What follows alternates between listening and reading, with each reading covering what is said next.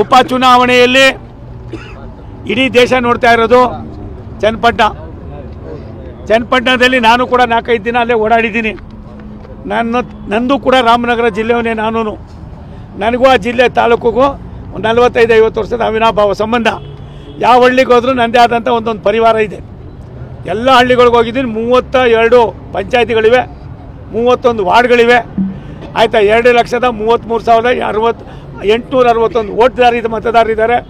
ನಿಖಿಲ್ ಕುಮಾರಸ್ವಾಮಿಯವರು ಒಳ್ಳೆ ಮತದಿಂದ ಗೆಲ್ತಾರೆ, ಜನ ತೀರ್ಮಾನ ಮಾಡಿದ್ದಾರೆ.